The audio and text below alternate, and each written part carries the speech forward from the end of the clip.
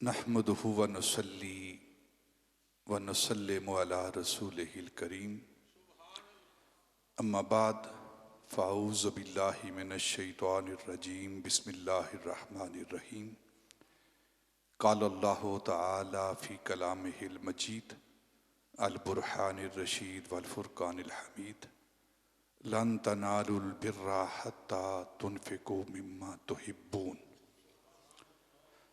صدق اللہ مولانا العظیم وصدق رسولہ النبی الکریم ونحن علی ذالک من الشاہدین والشاکرین والحمد للہ رب العالمین وقال اللہ تعالی فی مقام آخر ان اللہ وملائکتہ یصلون علی النبی یا ایہا الذین آمنوا صلوا علیہ وسلموا تسلیما۔ ارباب اہل سنت، ادب خردگان نگاہ محبت، قرآن مجید برہان رشید سے سورہ آل عمران کی آیت نمبر 92 کا ابتدائی حصہ آپ کے سامنے تلاوت کیا گیا ہے۔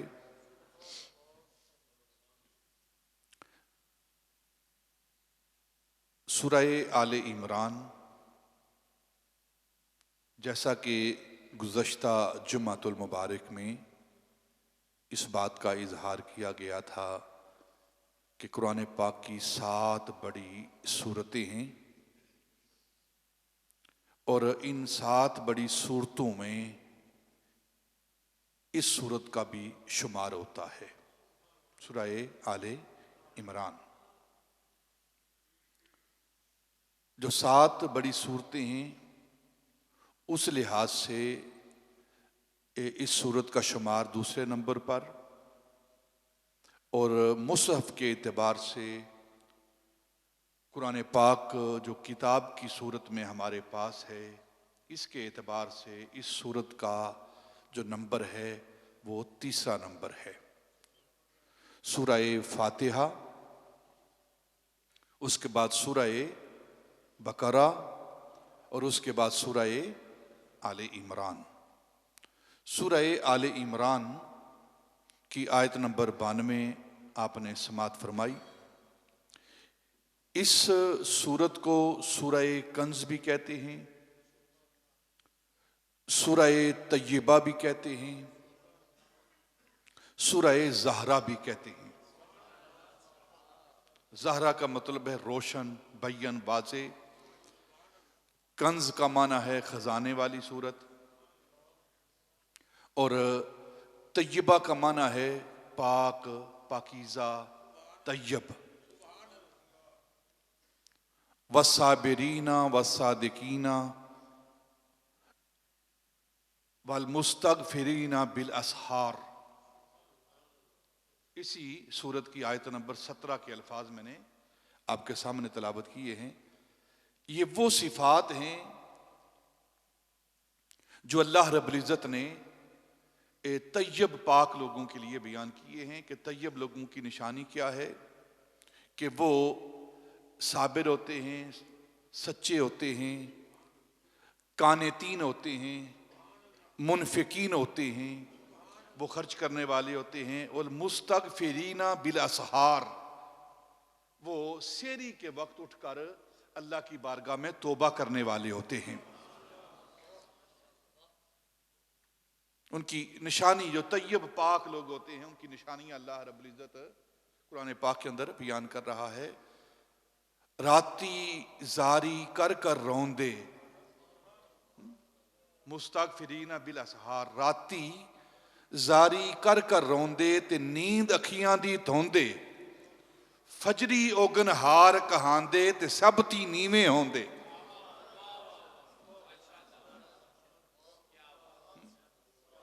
مستغفرین بالاسحار، یہ طیب لوگوں کی، پاک لوگوں کی، اللہ والوں کی یہ نشانیاں ہیں جو اللہ رب العزت نے اس سورت کے اندر بیان کی ہیں، اور اس لیے اس سورت کو سورہ طیبہ کہتے ہیں۔ یہ تیسری سورت ہے قرآن پاک کی، سورہ آل عمران، اور اس کی مناسبت جو ہے پہلی سورت کے ساتھ کیا ہے؟ ہر آیت کی دوسری آیت کے ساتھ مناسبت ہوتی ہے، ہر سورت کی دوسری سورت کے ساتھ مناسبت ہوتی ہے، آپس میں ان کا علاقہ ہوتا ہے، تعلق ہوتا ہے، ایک سورت دوسری سورت کے لیے فائدہ دیتی ہے ہمیں۔ تو یہ سورت جو ہے سورہ آل عمران، اس کا سورہ بقرہ کے ساتھ تعلق کیا ہے؟ اگر ہم دونوں سورتوں کا مطالعہ کریں، تلاوت کریں، پڑھیں، تو سورہ بقرہ جو ہے اس کا آغاز بھی الف لام میم سے ہو رہا ہے، حروف مقطعات سے ہو رہا ہے۔ حروف مقطعات قرآن پاک کی 3 سورتوں کی جو بڑی قسمیں ہیں، ایک آیات متشابہات، آیات محکمات اور آیات مقطعات، سورہ مقطعات، حروف مقطعات۔ حروف مقطعات کیا ہوتے ہیں؟ جیسے الف لام میم، ہا میم، الف لام را، صاد، طٰہٰ، ہا میم عین سین قاف، طٰہٰ یاسین، یہ ساری جو حروف ہیں یہ حروف مقطعات ہیں، یہ ٹوٹے ہوئے حرف ہیں۔ مقطعات کا معنی کیا ہے؟ ٹوٹے ہوئے، لگاتار نہیں ہیں، علیحدہ علیحدہ، الف علیحدہ، لام علیحدہ اور میم علیحدہ۔ یہ جو سورہ بقرہ ہے اس کا آغاز الف لام میم، ذالک الکتاب لا ریب فیہ، اس سے ہو رہا ہے، اور سورہ جو آل عمران ہے اس کا آغاز بھی الف لام میم سے ہو رہا ہے۔ ایک مناسبت اس کی یہ ہے کہ دونوں کا آغاز جو ہے وہ حروف مقطعات سے ہو رہا ہے۔ دوسری مناسبت کیا ہے؟ اگر ہم بالتفصیل ان صورتوں کا مطالعہ کریں، ان کو پڑھیں، فیس بک کو چھوڑ کر اللہ کی پاک بک پڑھیں۔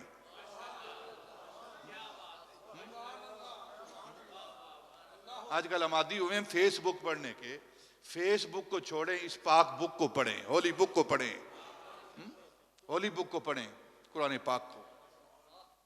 سورہ بقرہ کے اندر اللہ رب العزت نے تفصیل کے ساتھ تخلیق آدم کا ذکر کیا ہے، حضرت آدم علیہ السلام کی تخلیق کا ذکر کیا ہے تفصیل کے ساتھ، اور اس صورت کے اندر اللہ رب العزت نے حضرت عیسیٰ علیہ السلام کی تخلیق کا ذکر کیا ہے، حضرت عیسیٰ علیہ السلام کی تخلیق کا ذکر کیا ہے، کیونکہ دونوں تخلیقات، حضرت آدم علیہ السلام کی تخلیق اور حضرت عیسیٰ علیہ السلام کی تخلیق، جو معروف طریقہ ہے پیدا ہونے کا، اس سے دونوں معروف طریقے سے کے خلاف ہیں یہ دونوں پیدائشیں، کیونکہ آدم علیہ السلام بغیر ماں باپ کے پیدا ہوئے اور حضرت عیسیٰ علیہ السلام بغیر باپ کے پیدا ہوئے ہیں۔ یہ وہ سورت ہے سورہ آل عمران جس کا انتہائی اختصار کے ساتھ تعارف آپ کے سامنے پیش کیا گیا ہے۔ نبی پاک صلی اللہ علیہ وسلم نے ارشاد فرمایا کہ جو شخص اس سورت کی تلاوت کرتا ہے، اس کو پڑھتا ہے، تو کل میدان حشر میں قیامت کے روز اللہ کی بارگاہ میں یہ سورت اس کی شفاعت کرے گی۔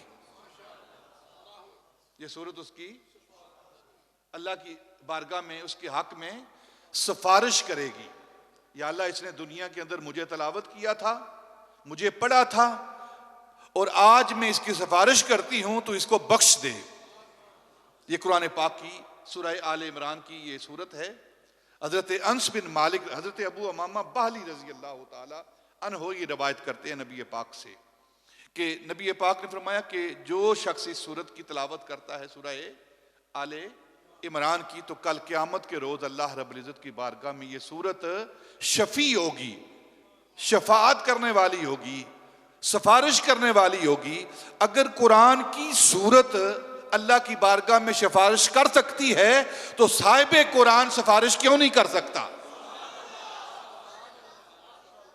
صاحب قرآن اللہ کی بارگاہ میں، نبی پاک کی ذات جب قرآن سفارش کر سکتا ہے تو پھر صاحب قرآن سفارش کیوں نہیں کر سکتا؟ کچھ لوگوں کا یہ نظریہ ہے، تھوڑی سی عقیدے کی بات کر دیتا ہوں میں تاکہ آپ سمجھ جائیں.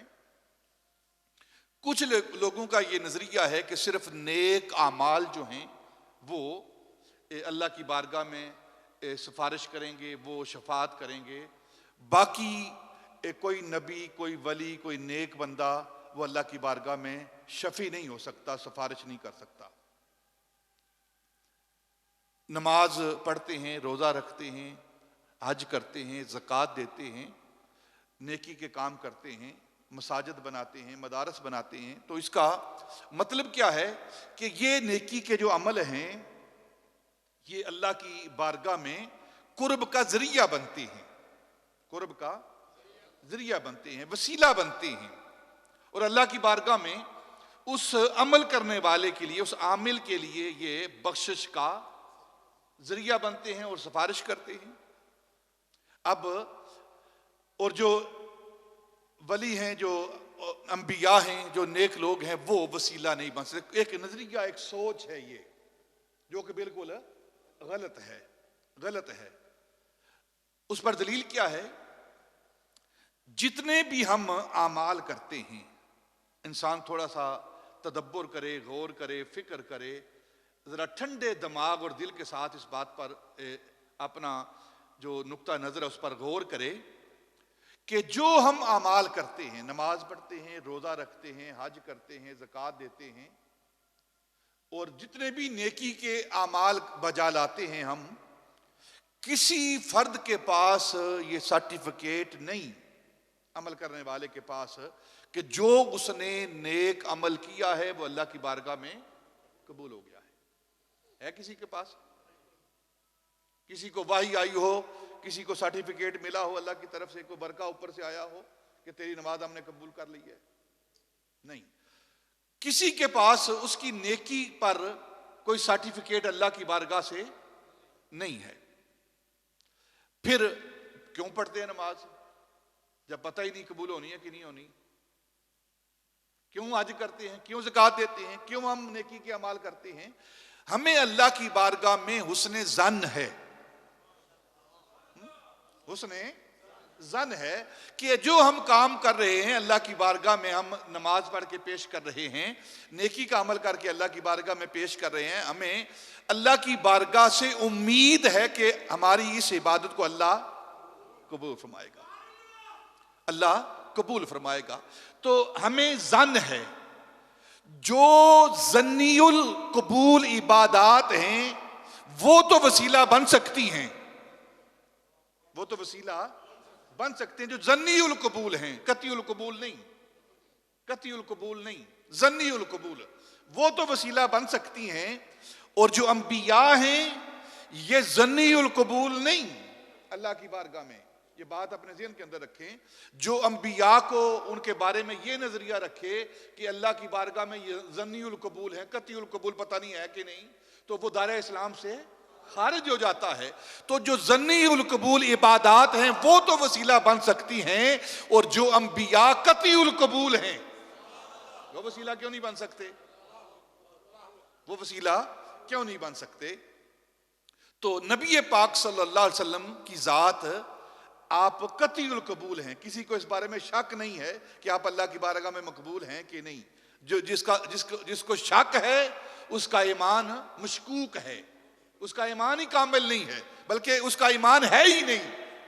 ایمان بنتا ہی اس کا ہے جس کا یہ نظریہ ہو کہ تمام کے تمام انبیاء اللہ کی بارگاہ میں مقبول ہیں. جب تک قطعی عقیدہ نہ ہو تب تک اس کا ایمان پورا ہوتے ہی نہیں ہے، وہ ایمان کے زمرے میں داخل ہی نہیں ہوتا، وہ کفر کے زمرے میں رہتا ہے.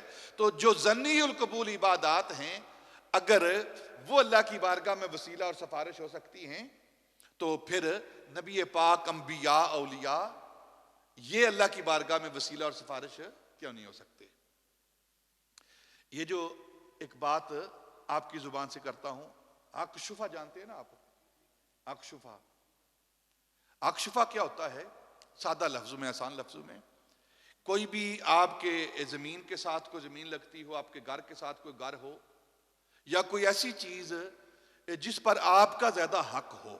آپ کے گھر کے ساتھ گھر لگتا ہے تو وہ جو دوسرے گھر کا مالک ہے اگر اس کو فروخت کرنا چاہتا ہے تو سب سے پہلے وہ آپ کے ساتھ یہ بات کرے گا. اگر آپ خریدنا چاہتے ہیں آپ کا پہلا حق ہے, یہ پہلا حق آپ کا ہے کیونکہ آپ ہمسائے ہیں, آپ کے گھر کے ساتھ یہ گھر میرا لگتا ہے, میں اس کو فروخت کرنا چاہتا ہوں.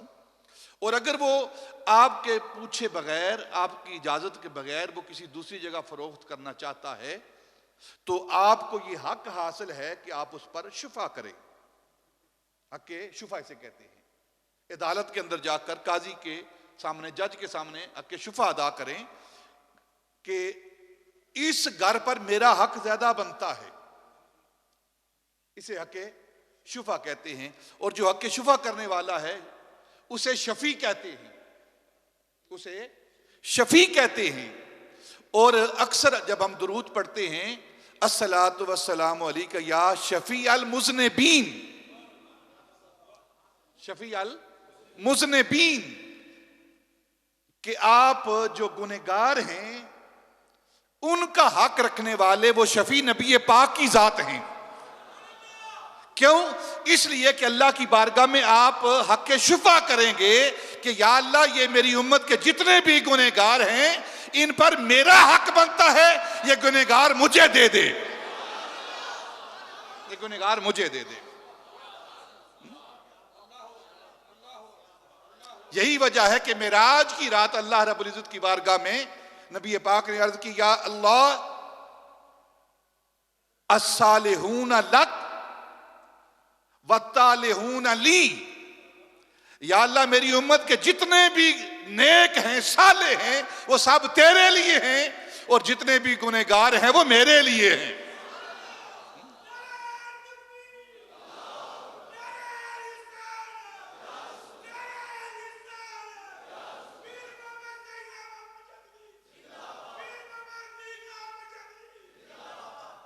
الصالحون لک والطالحون لی, یا اللہ جتنے بھی یہ نیکی والے ہیں نا, صالح ہیں, یہ تو لے لے, اور جتنے بھی گنہگار ہیں وہ مجھے دے دے, وہ میرے لیے ہیں. اور نبی پاک صلی اللہ علیہ وسلم ان کی شفاعت کریں گے. حق شفا ادا ہو رہا ہے یہاں کہ یہ جو گنہگار ہیں نا ان کو مجھے دے دے, تو ان پر میرا حق ہے. اور یہی وجہ ہے کہ نبی پاک نے فرمایا شفاعتی لأہل الکبائر, امت کے جو کبیرہ گناہ کرنے والے ہیں ان کی شفاعت میں محمد کروں گا. تو پھر کیوں نہ اس نبی کے ساتھ ہم محبت کریں, کیوں نہ اس نبی پر ہم درود بھیجیں, کیوں نہ اس نبی کو ہم سلام بھیجیں جو گنہگاروں کا سہارا اور وسیلہ ہے. لوکاں دے لکھ سہارے, میرا تو سب کچھ میرا نبی ہے. تو یہ سورت جو ہے یہ اللہ کی بارگاہ میں شفاعت کرے گی. اس سورت کے اندر جو مضمون ہے نا جو ہم نے بیان کرنا ہے اختصار کے ساتھ, اور جس مسئلے پر تھوڑی سی ہم نے ڈسکس کرنی ہے آج, وہ انشاءاللہ اس پر آتے ہیں ہم. اللہ رب العزت نے قرآن پاک کے اندر ارشاد فرمایا لن تنالوا البر حتی تنفقوا مما تحبون, تم میں سے کوئی شخص اس وقت تک بر کو, نیکی کو نہیں پا سکتا جب تک وہ چیز جس سے وہ محبت کرتا ہے, عشق کرتا ہے, جو سب سے محبوب چیز ہے اس کے ہاں, اس کو اللہ کی بارگاہ میں وہ خرچ نہ کرے, اس کا انفاق نہ کرے. بر کیا ہوتی ہے جسے نیکی, لن تنالوا البر, بر کہتے ہیں دنیا اور آخرت کی بلائی کو, خیر کو. دنیا کی بلائی اور آخرت کی بلائی جو ہوتی ہے خیر, اس کو بر کہتے ہیں. اور اللہ رب العزت نے قرآن پاک کے اندر ارشاد فرمایا لن تنالوا البر حتی تنفقوا مما تحبون. یہ یہاں سے چوتھا سپارہ شروع ہوتا ہے, سورہ آل عمران چوتھا سپارہ یہاں سے شروع ہوتا ہے کہ تم اس وقت تک نیکی کو نہیں پا سکتے جب تک وہ چیز جو تمہیں محبوب ہے, وہ چیز جو تمہیں محبوب ہے وہ اللہ کی بارگاہ میں تم خرچ نہ کرو, صدقہ نہ دو, اسے خیرات نہ کرو, اسے وقف نہ کرو. دیکھیں جب ہمارا معاملہ کیا ہے کہ جب ہم خیرات کرنے لگتے ہیں، صدقہ دینے لگتے ہیں، کسی غریب مسکین کو ہم کوئی نوٹ دینے لگتے ہیں، تو ہم اپنے نوٹوں میں سے جو پرانا نوٹ ہوتا ہے وہ نکال کے دیتے ہیں. یہی کرتے ہیں نا کہ نہیں؟ جب ہم کپڑا دیتے ہیں کسی کو، تو جو کپڑا ہم نے پہننا چھوڑ دیا ہے یا جو ہمیں پسند نہیں ہے، ٹھیک ہے، یا جو ہمارے معیار کے مطابق نہیں رہا، تو وہ کپڑا اتار کے، وہ کپڑا نکال کے ہم یہی کرتے ہیں کہ نہیں کرتے؟ بولو یار. جو کھانا بچ جاتا ہے نا، جی بھر جاتا ہے پورا کھا کے، جو بچ جاتا ہے نا، پھر وہ اللہ کی بارگاہ میں فقیر و مسکینوں کو ہم دیتے ہیں. اور اللہ کیا کہہ رہا ہے؟ لن تنالوا البر حتى تنفقوا مما تحبون.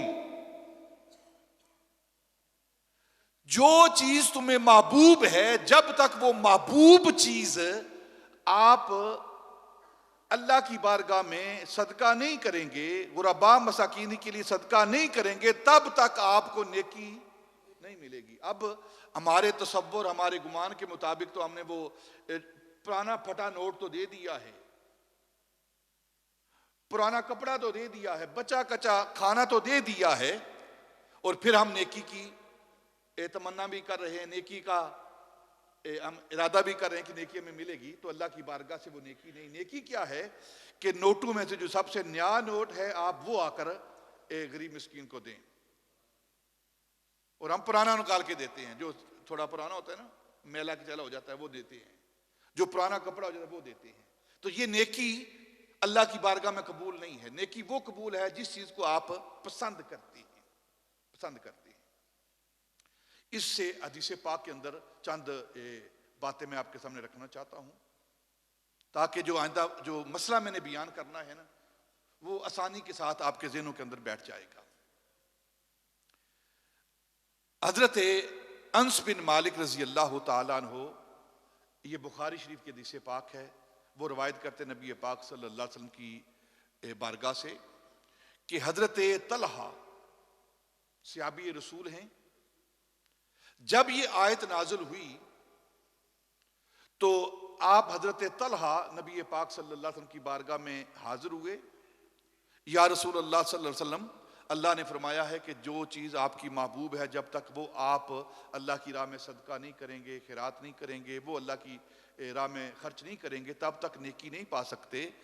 تو سب سے جو میرا محبوب میری وراثت ہے، میرا محبوب چیز ہے، وہ کیا ہے؟ وہ میرا باغ ہے. حضرت طلحہ رضی اللہ تعالیٰ عنہ سے آپ کا باغ اور آپ کا کنواں بیر ہا ہا الف ہا جو حلوے والی ہے، یہ بالکل مسجد نبوی کے سامنے تھا. باب مجیدی کے سے جو مین گیٹ آج کل ہے نا، وہاں سے آپ داخل ہوں باب مجیدی کی طرف سے، تو لیفٹ سائیڈ پہ 2 ستون چھوڑ کے، لیفٹ سائیڈ پہ اس باب مجیدی سے جو مین دروازہ ہے وہاں سے داخل ہوں تو 2 ستون چھوڑ کے اس سے اگلی جو جگہ ہے وہ ساری اس باغ کی جگہ تھی، اس باغ کی جگہ تھی. اور آج یہ باغ مسجد نبوی کے اندر ہے. پہلے یہ مسجد نبوی کے بالکل سامنے تھا. جب مسجد نبوی کون سی تھی؟ جسے ریاض الجنہ کہتے ہیں آپ، نبی پاک کے دور میں وہ. اس کے بعد پھر سیدنا ابو بکر، سیدنا عمر، سیدنا عثمان، پھر آگے یہ وسیع ہوتی گئی. اور جو پرانی مسجد ہے اس کی بھی ایک حد ہے، لکھی اوپر ستونوں کے اوپر لکھا ہوا ہے کہ یہ مسجد نبوی کی حد ہے. اس سے آگے پھر ترکوں نے اس مسجد کو توسیع کیا اور پھر آگے توسیع ہوتی رہی. اور جب باب مجیدی سے آپ یہ اب سلطان عبد المجید جو ترکی کا سلطان ہوا ہے، اس نے یہ مسجد بنائی تھی. جو پہلا آج گیٹ ہے، اس سے آگے چلے جائیں تو ایک گیٹ اور ہوتا ہے، وہ اس گیٹ تک سلطان عبد المجید نے اس مسجد کو بنایا تھا. یہ مسجد نبوی کے بالکل سامنے یہ باغ تھا. اس باغ کی کیفیت کیا ہے؟ اس کے اندر کنواں تھا، اور مدینہ المنورہ میں جو سب سے میٹھا کنواں تھا نا، وہ یہ کنواں تھا بیر ہاں یہ سب سے میٹھا کنواں تھا، اور سب سے گھنا باغ، سب سے مالدار صحابہ میں جس کا شمار ہوتا تھا وہ حضرت طلحہ تھے، اور سب سے زیادہ بہترین ذائقہ دار جن کی کھجوریں تھی جس باغ کی، وہ اس بیرہا کا باغ تھا، حضرت طلحہ کا باغ تھا، اور اتنا گھنا باغ تھا، اتنا گھنا باغ تھا، اتنی کھجوروں کے درخت لگے ہوئے تھے کہ مفسرین لکھتے ہیں کہ اگر اس باغ کے اندر چڑیا داخل ہو جائے تو اسے باہر نکلنے کا راستہ نہیں ملتا تھا۔ یہ وہ باغ تھا۔ اکثر و بیشتر نبی پاک صلی اللہ علیہ وسلم اپنے گھر سے نکلتے، مسجد نبی سے نکلتے، اور اس بیرہا پر آ کر آپ اس کا پانی نوش فرماتے، پانی پیتے اس کا، پھر وہاں سے کھجورے کھاتے۔ یہ وہ بیرہا ہے۔ جب یہ آیت نازل ہوئی تو حضرت طلحہ نبی پاک صلی اللہ علیہ وسلم کی بارگاہ میں حاضر ہوئے، یا رسول اللہ صلی اللہ علیہ وسلم، اللہ نے فرمایا ہے کہ جب تک اپنی محبوب شے جو ہے وہ تم خرچ نہیں کرو گے، صدقہ نہیں کرو گے، تو تم نیکی کو نہیں پا سکتے، اور میرا سب سے محبوب باغ یہ ہے، میں اسے اللہ کی بارگاہ میں صدقہ کرتا ہوں۔ دیکھو صحابہ کا عمل دیکھو، ان کا عمل دیکھو کیسا عمل ہے۔ اپنی حالت بھی ہم دیکھیں، برابری کا دعویٰ کرتے ہیں اور اپنی زبانوں کو دراز کرتے ہیں صحابہ پر، دین کو مشکوک کرنے کے لیے ان پر طرح طرح کے اعتراض کرتے ہیں صحابہ پر۔ اپنی طرف دیکھو، اپنی اوقات دیکھو اور صحابہ کے اعمال دیکھو۔ تو نبی پاک کی بارگاہ میں آ کر انہوں نے یہ باغ صدقہ کر دیا۔ نبی پاک نے فرمایا میں نے سن لیا ہے، ایک بار کہا نا یا رسول اللہ میں اس کو اللہ کی بارگاہ میں خرچ کرتا ہوں، صدقہ کرتا ہوں، نبی پاک نے خاموش رہے۔ دوسری بار پھر کہا، آپ نے فرمایا میں نے پہلی بار بھی سنا ہے، دوسری بار بھی سنا ہے، تو یا رسول اللہ میں نے یہ باغ دے دیا ہے۔ اب دو بار آپ نے فرمایا میں نے سن لیا ہے، کیا مطلب؟ کسی اپنے پاس رکھ، اتنا خوبصورت باغ کے پاس رکھ، لیکن صحابہ جو نیت کر لیتے تھے اس پر عمل کرتے تھے۔ یا رسول اللہ میں نے اسے خرچ کر دیا ہے، اللہ کی بارگاہ میں اسے دے دیا ہے، تو نبی پاک نے فرمایا اچھا پھر ایسا کر، اسے اپنے رشتہ داروں میں تقسیم کر دے، جو پہلے حقدار ہیں۔ پہلے حقدار کون ہیں؟ اپنے گھر والے اور اپنے رشتہ دار، اول خیش بعد درویش، پہلے اپنی ذات اور پھر اس کے بعد، یعنی کہ یہ بھی طریقہ غلط ہے کہ گھر والے وہ بھوکے مرتے ہوں، بچے اپنے بھوکے مرتے ہوں، ان کے پاس پہننے کے لیے لباس نہ ہو تو آپ باہر لنگر تقسیم کرتے رہیں، نہ، آپ کا ہمسایہ بھوکا رہے اور آپ دوسرے شہر میں جا کر وہاں زکات دیتے رہیں، آپ کے اپنے شہر کے مدارس وہ بیابان ہوں، سنسان ہوں، اور آپ دوسرے شہر کے جا کر مدارس کو آباد کرتے رہیں۔ یہ فقہی مسائل ہیں، یہ جو معاملات ہیں، صدقات ہیں، زکوٰۃ ہے، سب سے پہلے آپ کا اپنا گھر، اس کے بعد پھر آپ کا ہمسایہ، اور پھر ہمسائے کی جو تقسیم ہے وہ کہاں تک ہے؟ 40 گھر چاروں طرف، آگے پیچھے دائیں بائیں، 40 گھر یہ ہمسائے ہیں، ہمسائے ہیں۔ اور کتنے حقوق ہیں ہمسایوں کے؟ نبی پاک صلی اللہ علیہ وسلم نے فرمایا جب ہمسایوں کے حقوق کی باری ہو رہی تھی، آیات نازل ہو رہی تھی، آپ فرماتے ہیں مجھے ڈر تھا کہیں یہ ہمسائے جو ہیں ان کو وراثت کے اندر شامل نہ کر دیا جائے، اتنے حقوق ہیں ہمسایوں کے۔ اس کے بعد پھر آپ کے محلے کے حقوق، پھر محلے سے باہر شہر کے حقوق، پھر شہر سے باہر آپ گزرتے جائیں، جو جو اللہ آپ کو دیتا جائے آپ پھر آگے بڑھتے جائیں۔ تو حضرت طلحہ نے یہ باغ اللہ کی بارگاہ میں خرچ کر دیا، صدقہ دے دیا۔ اس کی دوسری ایک اور بات جو حضرت زید بن حارثہ،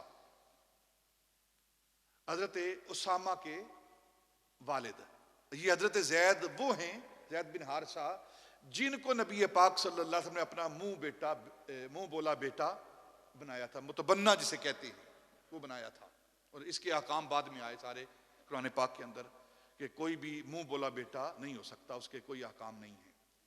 نبی پاک نے ان کو اپنا منہ بولا بیٹا بنایا، متبنہ بنایا تھا، اور پھر آیات نازل ہوگی، احکام واضح ہو گئے۔ تو حضرت زید بن حارثہ نے جب یہ آیت پڑھی سنی تو آپ نبی پاک صلی اللہ علیہ وسلم کی بارگاہ میں حاضر ہوئے۔ یا رسول اللہ صلی اللہ علیہ وسلم، میرے پاس بہت ساری چیزیں ہیں لیکن جو سب سے محبوب چیز ہے نا میری، وہ میرا گھوڑا ہے، وہ میرا گھوڑا ہے، میں اسے اللہ کی بارگاہ میں صدقہ کرتا ہوں۔ نبی پاک صلی اللہ علیہ وسلم نے فرمایا اسے اسامہ کو دے دو، اپنے بیٹے کو دے دو، اسامہ بن زید بن حارثہ۔ یہ حضرت اسامہ کون ہیں؟ یہ وہ ہستی ہیں جس طرح نبی پاک صلی اللہ علیہ وسلم حضرت امام حسن اور امام حسین کو کندھوں پر اٹھایا کرتے تھے، حضرت اسامہ کو بھی کندھوں پر اٹھایا کرتے تھے۔ یہ وہ حضرت اسامہ بن زید ہیں۔ نبی پاک نے فرمایا کہ اس گھوڑے کو اپنے بیٹے کو دے دو، اسامہ کو دے دو۔ تو حضرت زید بن حارثہ کے دل کے اندر خیال آیا، تھوڑا سا رنجش آئی کہ میں تو اس کو دنیا کے اندر لوگوں کے لیے وقف کرنا چاہتا تھا، نبی پاک نے پھر اپنے گھر کے اندر ہی رکھ دیا ہے، ہمارے گھر کے اندر ہی چھوڑ دیا ہے، اور مجھے کہا ہے کہ اپنے بیٹے کو دے دو۔ تو جب یہ رنجش دیکھی نا ان کے چہرے پر، نبی پاک نے فرمایا تیری نیت تھی اللہ کی بارگاہ میں خرچ کرنے کی، اللہ کی بارگاہ سے تجھے اجر مل گیا ہے اور تیرا یہ صدقہ قبول ہو گیا ہے، اب اسے اسامہ کو دے دو۔ اس پر تیسری بات اور تیسری دلیل جو ہے وہ کیا ہے؟ وہ ہے حضرت عبداللہ بن عمر رضی اللہ تعالیٰ عنہ کی۔ یہ تینوں صحابی، عبداللہ بن عمر رضی اللہ تعالیٰ عنہ، زید بن حارثہ رضی اللہ تعالیٰ عنہ اور حضرت طلحہ رضی اللہ تعالیٰ عنہ، تینوں کی بات۔ حضرت عبداللہ بن عمر رضی اللہ تعالیٰ عنہ نبی پاک کی بارگاہ میں حاضر ہوئے اس آیت کو سن کر، تو عرض کی یا رسول اللہ صلی اللہ علیہ وسلم، اللہ نے فرمایا ہے کہ جو تمہاری محبوب شے ہے نا، جب تک تم وہ صدقہ نہ کرو، وہ خیرات نہ کرو، وہ تقسیم نہ کرو، اس کا انفاق نہ کرو، اس کو اللہ کی بارگاہ میں خرچ نہ کرو، تمہیں نیکی نہیں مل سکتی، تم نیکی تک نہیں پہنچ پاتے۔ تو سب سے جو محبوب چیز ہے نا میری، حضرت عبداللہ بن عمر نے کہا، وہ ہے ایک رومی کنیز۔ رومی کنیز ہے، وہ مجھے سب سے زیادہ محبوب ہے، میں اسے اللہ کی بارگاہ میں، اللہ کی راہ میں صدقہ کرتا ہوں۔ اب جب انسان کوئی چیز صدقہ کرتا ہے نیکی کے لیے، لن تنالوا البر، بر حاصل کرنے کے لیے، جب کوئی چیز اللہ کی راہ میں خرچ کرتا ہے، اللہ کی راہ میں صدقہ کرتا ہے، تو اس کا مقصد کیا ہوتا ہے؟ اس کا مقصد نیکی، اللہ کی رضا ہوتی ہے۔ اور اسے جو چیز بھی انسان خرچ کرتا ہے، جو انسان کسی دوسرے کے لیے دیتا ہے، اسے کہتے ہیں وقف کرنا۔ کیا کہتے ہیں اسے؟ وقف کرنا۔ اپنا زمین کا ٹکڑا مسجد کے لیے، مدرسے کے لیے، کسی غریب مسکین کے لیے، اس کے گھر کے لیے آپ زمین کا ایک ٹکڑا، 2 مرلے، 5، 10، جتنی بھی آپ نے اللہ نے توفیق دی ہے، وہ آپ اس کو وقف کرتے ہیں، اس کو وقف کرتے ہیں۔ گھر ہے آپ کے پاس فالتو، آپ کسی غریب کے لیے وقف کرتے ہیں۔ آپ کے پاس کھانا ہے یا آپ کی زمین سے جو اناج آ رہا ہے، آپ اس اناج کا 1 حصہ، 2 حصے، 5 حصے، 6 حصے آپ وقف کرتے ہیں، اسے کہتے ہیں وقف۔ اور جو وقف کرنے والا ہوتا ہے اسے واقف کہتے ہیں۔ کیا کہتے ہیں؟ اسے واقف کہتے ہیں۔ یہ میں ایک مسئلہ میں نے آپ کو سمجھانا ہے، اس لیے یہ ساری باتیں، ساری تمہید آپ کے سامنے رکھ رہا۔ اور جتنی پرانی تاریخ ہے انسانیت کی، اتنا ہی پرانا یہ طریقہ ہے وقف کا۔ آدم علیہ السلام سے لے کر آج تک یہ وقف کا نظام چل رہا ہے۔ پہلا وقف وہ حضرت نوح علیہ السلام، انہوں نے ایک بحری بیڑا بنایا، ٹھیک ہے نا، کشتی نوح جسے کہتے ہیں آپ، کشتی نوح بنائی آپ نے، نوح علیہ السلام نے کشتی بنائی اور اس کو وقف کیا۔ کس لیے؟ لوگوں کے لیے، کہ جو لوگ سیلاب سے بچنا چاہتے ہیں، ڈوبنے سے بچنا چاہتے ہیں، وہ اس کشتی کے اندر آ کر بیٹھ جائیں بغیر کسی کرائے کے، بغیر کسی وقف ہو گیا. کشتی کس کی ہے؟ بولو نا, کس کی ہے کہ کسی اور کی ہے؟ آج بھی کشتی ہے نوح, آج بھی وہ کشتی حضرت نوح علیہ السلام کی ہے, اور وقف کی ہے انہوں نے مخلوق کے لیے. اس میں انسان بھی اور جتنے بھی جانور ہیں, جتنے بھی پرندے ہیں, وہ سارے جوڑا جوڑا اس کے اندر, یہ ساری تاریخ آپ پڑھیں, اس کے اندر جوڑا جوڑا بیٹھے, اور جو جوڑا بیٹھا آج وہ جوڑا چل رہا ہے, اس کی نسل چل رہی ہے. تو وہ سارے کے سارے لوگ, سارے کے سارے جانور اس کے اندر بیٹھے, یہ انہوں نے کشتی بنا کر وقف کی. اب اس کے بعد حضرت ابراہیم علیہ السلام, یہ چند مثالیں دے رہا ہوں تاکہ آپ اس مسئلے کو سمجھیں. حضرت ابراہیم علیہ السلام اور حضرت اسماعیل علیہ السلام دونوں باپ بیٹا, دونوں نبی ہیں. انہوں نے اللہ کا گھر کعبہ بنایا, اللہ کا گھر کعبہ بنایا, مسجد بنائی, اور دونوں نے مسجد بنا کر وہ وقف کر دی.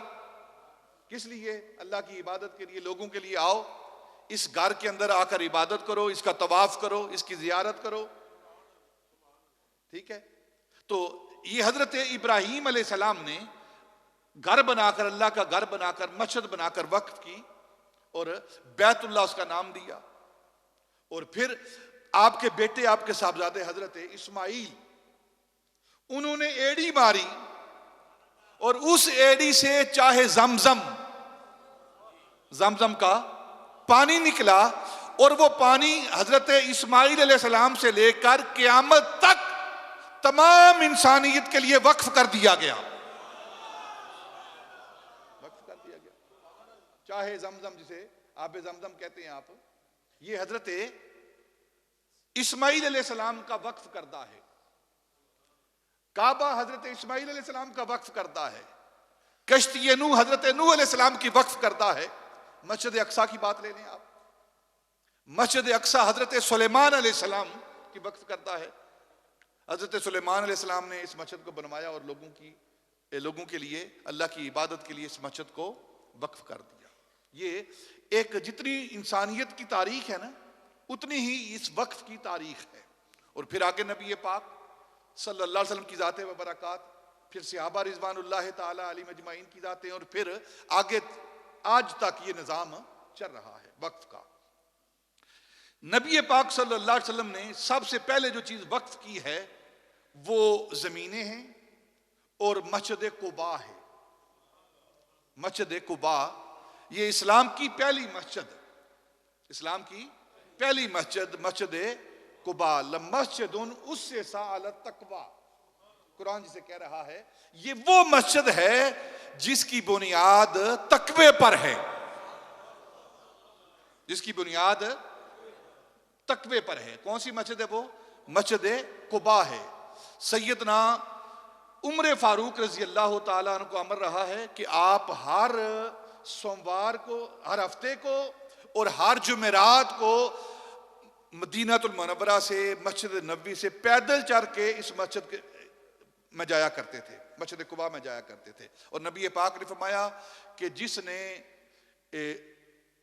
وضو کیا, من یتوضا فی بیتہ ثم اتی فی مسجد قباء فصلی رکعتین, نبی پاک نے فرمایا جس نے اپنے گھر کے اندر وضو کیا, اپنے گھر کے اندر, وہاں جا کر نہیں, اپنے گھر کے اندر وضو کیا, اور پھر وہ مسجد قباء کے اندر آیا اور اس نے 2 رکعتیں پڑھی, 2 رکعتیں اس نے وہاں 2 نفل ادا کیے, تو نبی پاک نے فرمایا اس کے لیے ایک کامل عمرے کا ثواب ہے,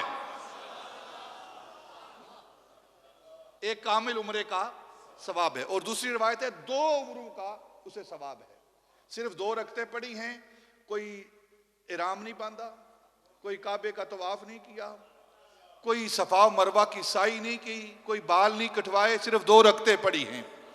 مکے کے اندر جو عمرہ ملتا ہے اس کے لیے سارے پاپڑ بیلنے پڑتے ہیں, طواف بھی کرنا پڑتا ہے, سعی بھی کرنی پڑتی ہے, ٹنڈ بھی کروانی پڑتی ہے, اور نبوی مسجد نبوی کے ساتھ جو مسجد قباء ہے اس کے اندر صرف 2 رکعتیں پڑھ کے عمرے کا ثواب مل جاتا ہے. یہ آسانیاں جو ملیں گی یہ مدینہ المنورہ میں ملیں گی.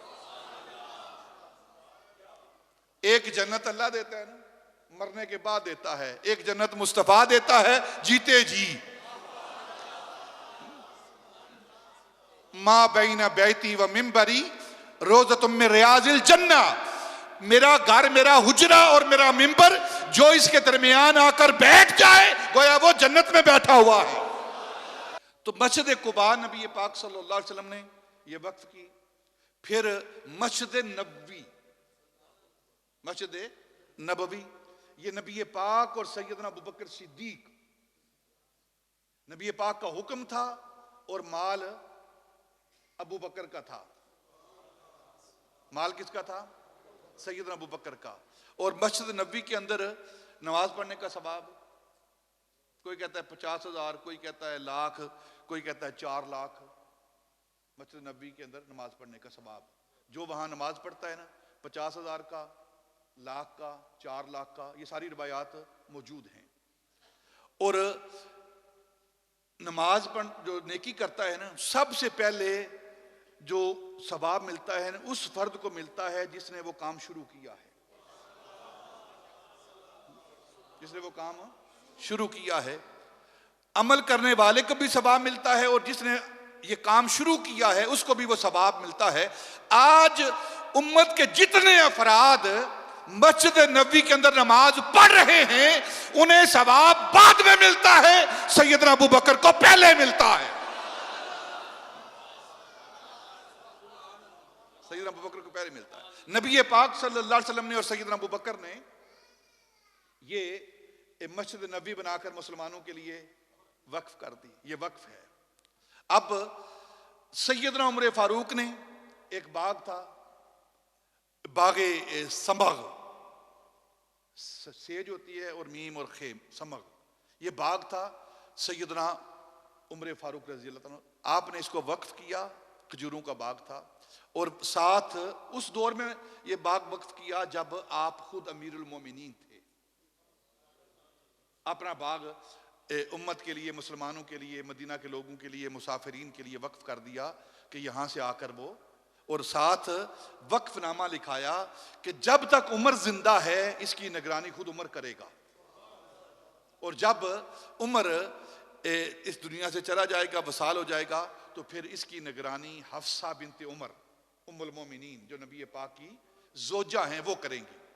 اور حضرت عبداللہ بن عمر کہتے ہیں جب حضرت میرے باپ کا، حضرت عمر کا آخری سال آیا تو میں نے دیکھا کہ خود بیمار ہیں، ضعف ہے، کمزوری ہے، رنگ پیلا پڑ چکا ہے. اور اس سال، آخری سال جو تھا آپ کا، آپ خود اس باغ سے کھجوریں اتار کے غرباء مساکین میں تقسیم کر رہے تھے. پھر آپ کے وصال کے بعد یہ باغ سیدہ حفصہ ام المومنین کی تولیت میں چلا گیا. پھر بیر عثمان، سیدنا عثمان غنی رضی اللہ تعالیٰ عنہ کا جو کنواں ہے، بیر عثمان سے کہتے ہیں، اسے بیر روما کہتے تھے پہلے. نبی پاک صلی اللہ علیہ وسلم فرمایا کون ہے جو یہودی سے بیر روما خرید کر جنت کا ٹکٹ لے، میں اسے جنت کی بشارت دیتا ہوں. تو 40,000 دینار میں سیدنا عثمان غنی نے وہ کنواں خرید کر اس کے پیپر لے کر وہ نبی پاک کی بارگاہ میں پیش کیے. یا رسول اللہ، یہ وہ کنواں ہے جو میں نے مسلمانوں کے لیے وقف، یہ وقف ہے. وقف جو واقف ہوتا ہے، جس کام کے لیے کوئی چیز وقف کرے اس کو اختیار ہے، وہ اس کی تولیت بھی، اس کی حفاظت بھی اس کے ذمے ہے، اور اسی کا حق ہے کہ جس کے لیے وہ چیز وقف کر رہا ہے، جو اس کی نیت ہے وہ اس کو اختیار حاصل ہے. کسی دوسرے کو اختیار حاصل نہیں کہ وہ اس کی وقف شدہ چیز کے اندر وہ اپنا تصرف اور اپنا تسلط کرے. اللہ رب العزت ہمیں اپنی مساجد کو آباد کرنے کی، اپنے مدارس کو آباد کرنے کی توفیق عطا فرمائے. وما علینا الا البلاغ.